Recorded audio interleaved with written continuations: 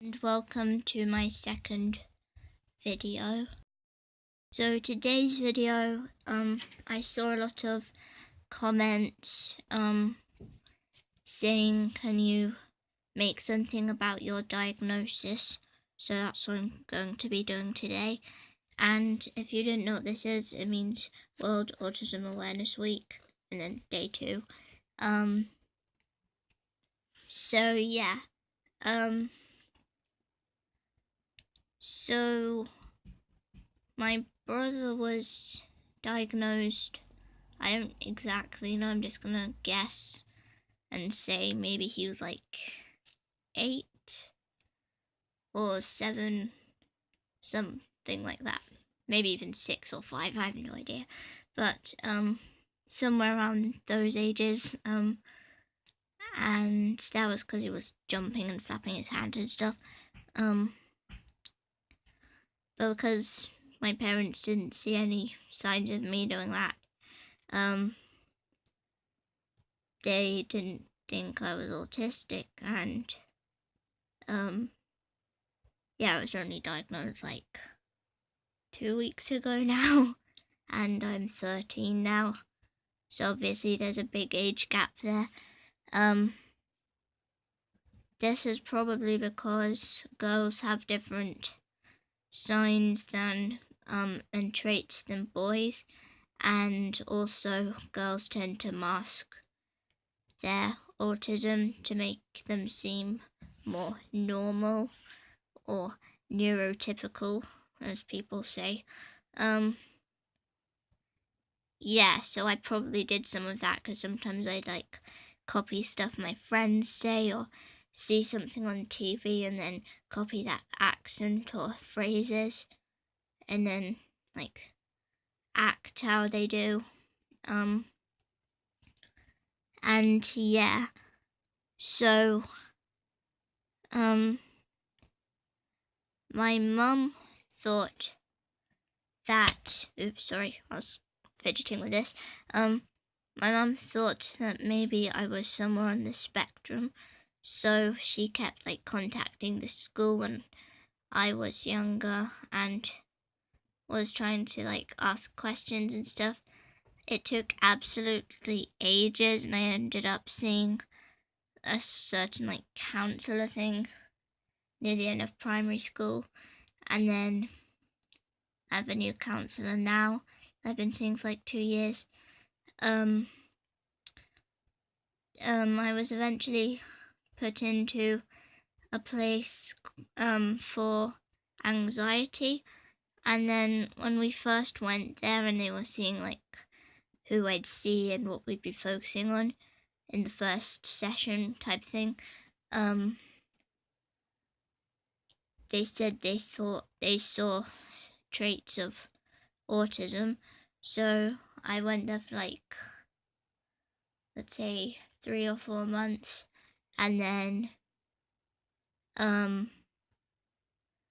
I ended up taking an autism assessment, and I believe that was the ADOS test, where you sit in a room and you have to make stories with objects and put shapes on this pattern thing and tell stories, just stuff like that.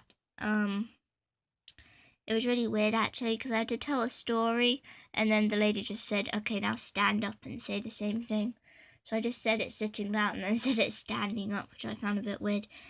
There were also 2 people behind a screen watching me, and they could see me but I couldn't see them, which kind of distracted me a bit, but it was really weird. But I never actually met them.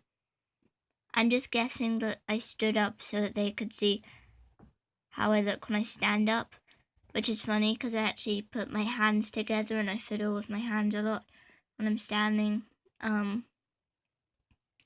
Yeah, so I scored 14 on that, and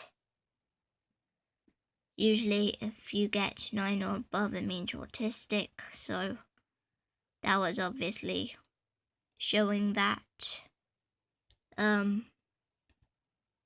most likely I'm autistic. So then they talked to my parents the next day, and then they asked them questions, and afterwards we had to wait for like I think like a month and maybe like 5 weeks or just less. I have no idea. Somewhere around a month, and I ended up writing a letter to the person who was diagnosing me because I didn't know if they got all the information because they were talking to my parents and not me, and I had no idea what they were talking about. So yeah, I wrote a really long letter about what I thought and then sent that to them. And then yeah, a month later we went back to the place. We sat in a room and they told me about the results and said, so basically you're autistic and you have high functioning autism. I wasn't that surprised, honestly. I was more worried they'd say I wasn't because it seemed so normal to me that I would be autistic because I've got my whole life pretty much thinking I am.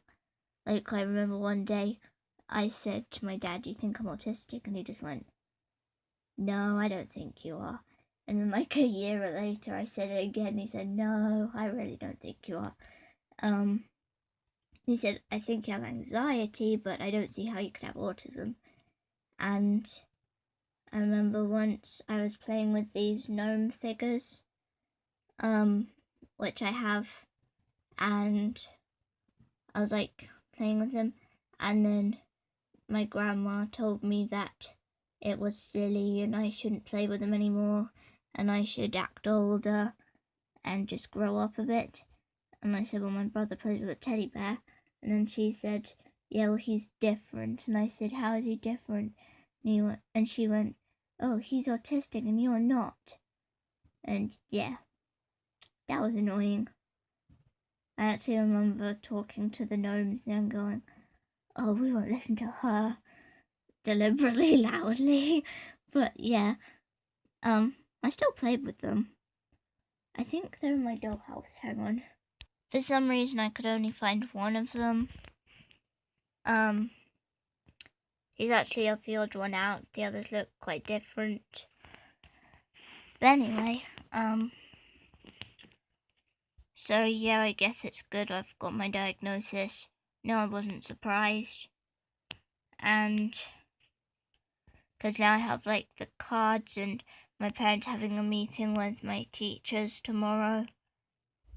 And then I'm going back to the place to talk about if I'm going to stay there or do something else. But yeah, so that's my diagnosis story, and I'm thinking maybe I'll do like communication cards review and signs of autism from my point of view and the signs I have and just stuff like that. So yeah, again, comment some suggestions or any questions. Maybe I'll do a Q&A if you leave some questions, and I'll see you in hopefully tomorrow's video. I'm quite busy tomorrow, but if not tomorrow, then Thursday. Bye.